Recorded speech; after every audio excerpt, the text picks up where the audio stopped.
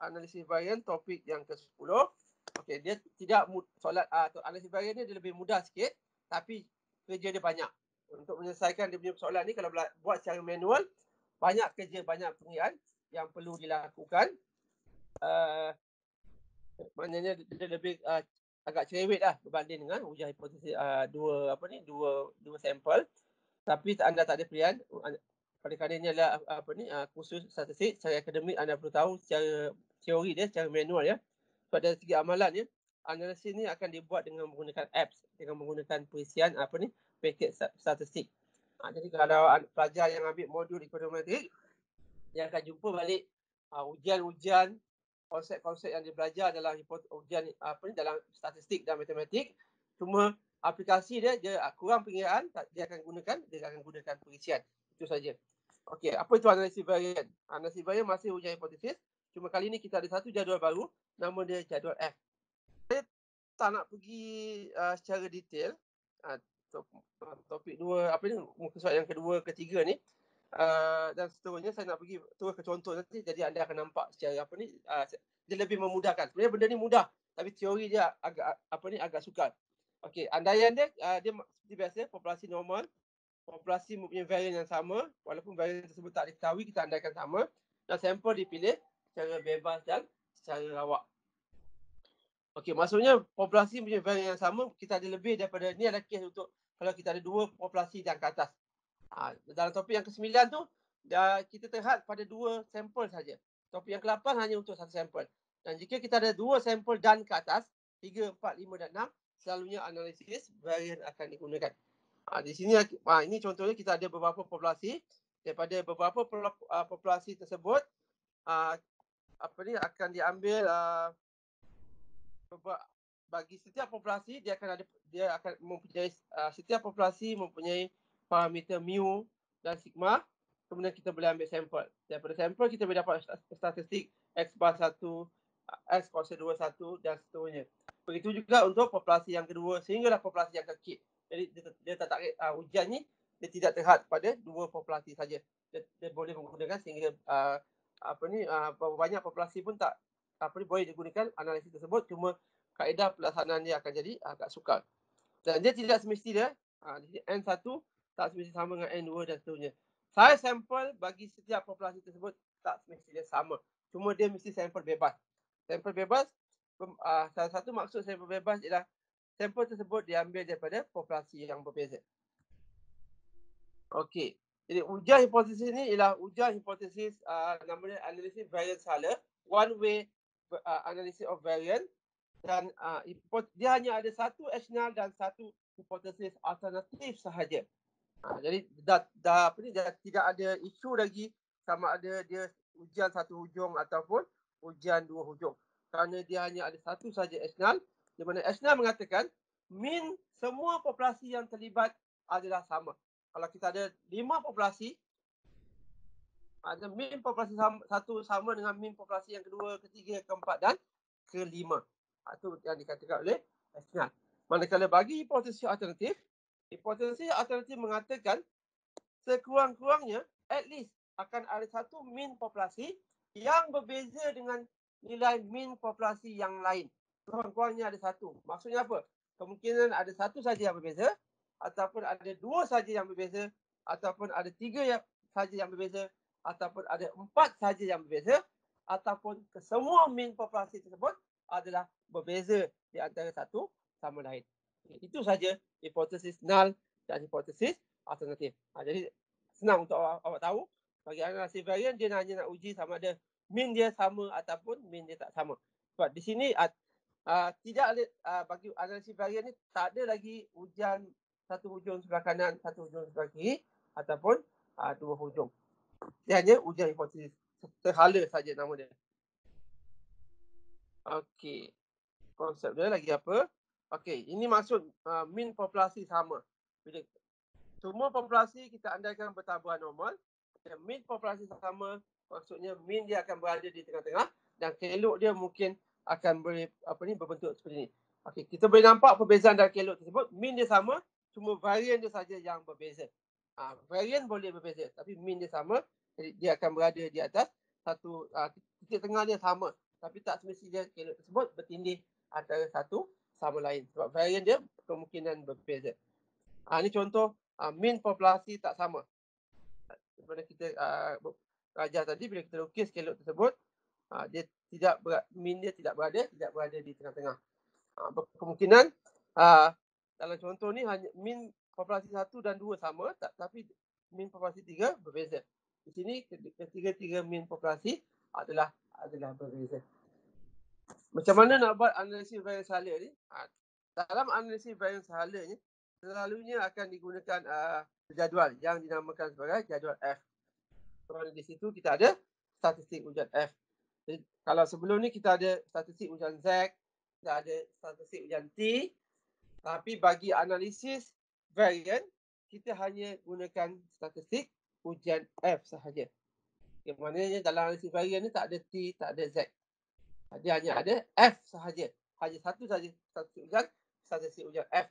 Jadi, untuk dapatkan statistik ujian F ni, dia punya calculation dia panjang. Sebab tu dia susun dalam satu jadual yang dinamakan sebagai jadual ANOVA satu hala. Okey. F sama dengan MST bahagi MSE. MST ni ialah M ialah mean, S ialah square. Mean square, T ialah total.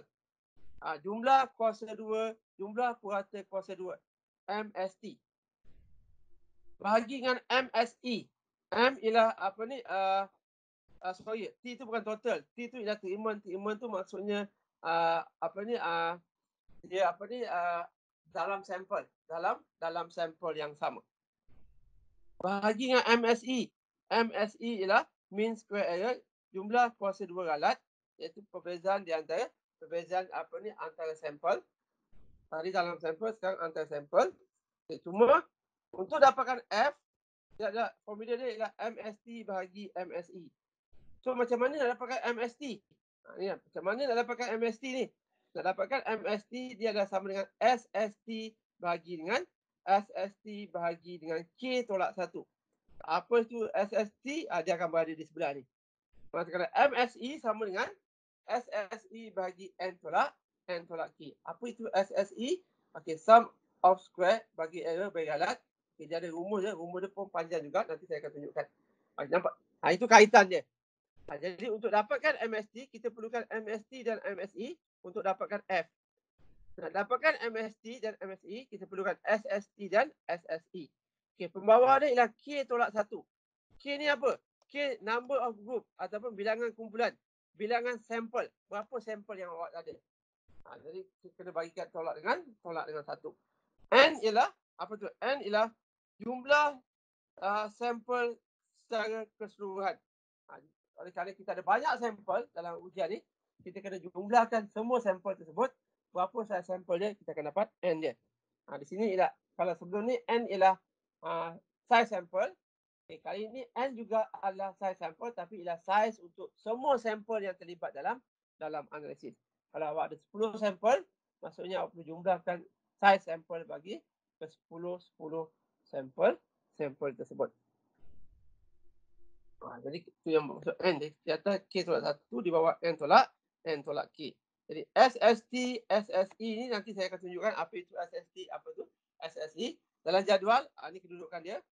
Darjah kebebasan masing-masing. SST ada darjah kebebasan, SSE pun ada darjah kebebasan.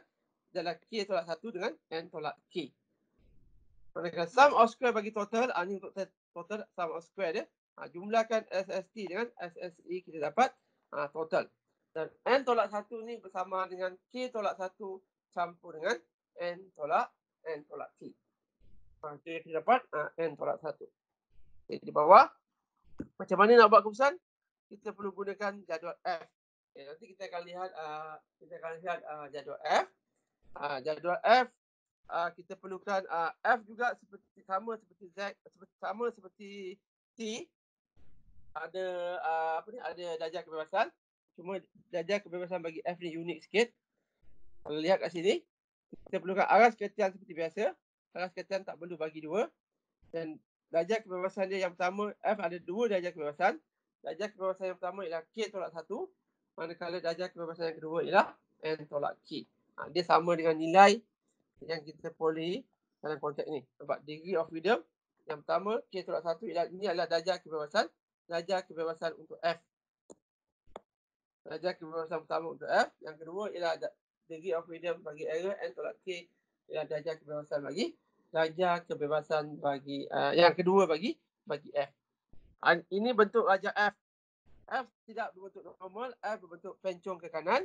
Kawasan penolakan dia adalah kawasan yang berlorek ni. Itu ialah nilai alfa. Jadi F yang warna merah ni anda perlu cari daripada jadual. Jadi maksudnya kita akan menggunakan jadual F. Saya akan tunjukkan nanti di mana kita nak dapatkan nilai tersebut. Okey, jadi untuk buat keputusan, bandingkan statistik F yang dikira. Yang dikira ni iaitu MST bagi MSE, bandingkan dengan F yang dikira, statistik F, bandingkan dengan F dalam jadual ni. F dalam jadual, dia akan ditulis begini. Yang mana lagi besar? Jika F yang dikira, jika F yang anda kira ni lagi besar daripada F dalam jadual, maka H0 ditolak. Itu cara untuk membuat keputusan. Dan sebaliknya, jika F yang dikira lebih kecil daripada F jadual, maksudnya H0 gagal ditolak. Okay, jadi soalannya nak kira F tersebut adalah panjang kita dia. Kita perlukan SST, SSE dan seterusnya. Okey, apa itu SST? Apa itu SSE? Okey, ini dia punya core dia. Dia punya main point, main information dia. Awak dapat SST barulah boleh kira. Jika tak dapat, anda akan ada masalah yang besar. Okey, apa itu SST? Apa itu SSE? Kita lihat dalam formula. Ini nama bagi SST, bagi SSE. SS total ialah jumlah variasi, dan jumlah variasi bagi data kita boleh bagi kepada dua, iaitu SST tadi, iaitu variasi antara kumpulan, dan SSE ialah variasi dalam kumpulan. Iaitu SST bermaksud kita nak lihat apakah ada perbezaan tak di antara sampel-sampel tersebut. Sampel 1 berbeza tak dengan sampel 2? Sampel 2 berbeza tak dengan sampel 3 dan seterusnya. Itu maksud variasi antara kumpulan. Manakala SSE ialah variasi dalam kumpulan, kita nak lihat berapa jauh data tersebut berbeza dengan mean dia dalam satu kumpulan yang sama. Itu maksudnya nilai SSE, iaitu perbezaan dalam kumpulan. Jadi kalau dalam istilah ekonometrik ni, dalam istilah statistik, dia yang popular selalu dia sebut ialah variasi antara kumpulan dan variasi dalam kumpulan. Perbezaan dalam kumpulan dan perbezaan antara antara kumpulan. Okey, mana rumus dia? Okey, ini rumus dia. Ini yang saya sebut tadi. Kita perlukan SST, kita perlukan SSE. Nampak macam pening. Bila tengok formula ni memang pening kan? Banyak betul simbol dia kan? N, size sample. Kita ada X bar. Kalau sebelum ni kita ada X bar saja. Ingat tak? Kalau sama ni bila awak tulis X bar, awak akan tulis begini saja. X bar saja. Tapi kali ni, nampak tak di situ? Kita ada X bar J. Okay, sebelum ni kita tulis X bar saja. Sekarang kita dah ada X bar J pula. Okay. NJ ni, apa tu NJ? Sebelum tu apa yang dinamakan sebagai NJ? NJ ialah N ialah size sample, J ialah size sample kumpulan ke J. Kumpulan pertama, kumpulan kedua, kumpulan ketiga, kita lihat dia punya size sample. Oleh kerana X bar J ialah X bar J ialah nilai purata bagi sampel yang ke J. Jadi kalau awak ada 5 sampel, awak akan ada 5 N, N1, N2, N3, N4 dan N5, dan anda akan ada 5 juga X bar. X bar 1, X bar 2, X bar 3, X bar 4 dan X bar 5. Itu maksud X bar J. Okey. Kemudian di sebelah tu, ini lagi mungkin baru bagi kebanyakan pelajar, X double bar. Sebelum ni kita hanya tulis X bar, tapi sekarang kita tulis X double bar. Dua nilai bar dia. Maksudnya itu ialah, kalau tadi kita ada mean setiap sampel, sekarang kita perlu cari mean bagi keseluruhan sampel tersebut. Jadi kalau anda ada 5 sampel, akan ada 5 nilai X bar. Jadi daripada 5 X bar tu, kita nak satu lagi nilai X bar yang boleh mewakili ke-5 sampel tersebut. Itu maksudnya grand total ataupun grand mean ataupun nilai mean secara keseluruhan. Okey, nanti saya akan tunjukkan penggirian macam mana. Walaupun dia nampak macam complicated, tapi sebenarnya dia mudah, cuma banyak kerja saja. Kemudian SSE ni, iaitu variasi dalam sampel tersebut tadi. Okay, formula dia, okay, kalau sebelum ni anda hanya jumpa satu summation, right? Sekarang dah ada dua summation. Double summation of X bar J tolak Xij tolak X bar J. Okay, itu apa maksud summation of summation ni, double summation ni. Okay, nanti saya akan tunjukkan. Ini kita kena buat bagi setiap sampel satu persatu dan jumlahkan secara keseluruhan. Dan formula yang ringkas, okay, formula yang warna merah ni, SSE ni dia ada dua formula. Jadi ini dah ringkas. Kalau data tu kita dah tahu nilai varian dia, kita hanya boleh gunakan data ini. Kalau varian tak diketahui, ini kena gunakan data mentah. Yang di bawah ni warna putih, okay, ini dia nilai rumus bagi X double bar tadi, iaitu summation of summation bagi Xij kemudian bagi dengan N. N ialah jumlah size sampel, jumlah keseluruhan size sampel bagi setiap sampel yang ada dalam analisis. Yang di tepi ni juga ditunjukkan, ada diberi nama jumlah SST, jumlah kuasa dua variasi. SST maksudnya SSE campur dengan SSE campur dengan SST. Yang mana tadi? Okey, ini SST ni, SS total ni jumlah variasi, ada SST bagi campur dengan SSE. Okey. SST tambah kuasa 2 dalam kumpulan, jumlah kuasa 2 total. Okey, SST. Okey, ini pembetulan kita menggunakan SST saja kan. Okey, dan ini adalah SS total. Okay, ini salah awak terkeliru nanti. Awak boleh tulis SS dalam kurungan total. N bilangan kumpulan, K bilangan kumpulan, berapa sampel kita? NJ ialah bilangan cerapan, saya sampel bagi setiap sampel tadi. Xij ialah unsur dalam cerapan ke I dan kumpulan ke J. X bar J ialah min sampel bagi kumpulan yang ke J. S kuasa 2J ialah varian bagi kumpulan J. X double bar, ini tadi grand min.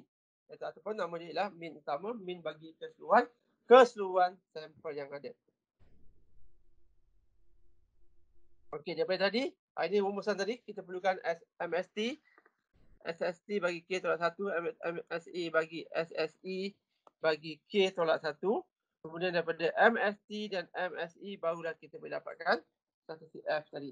Okay, tujuan kita untuk mengira statistik F tadi. Jadi dia punya jalan kerja dia secara manual memang sangat-sangat panjang. Jadi awak perlu hati-hati bila awak mengira.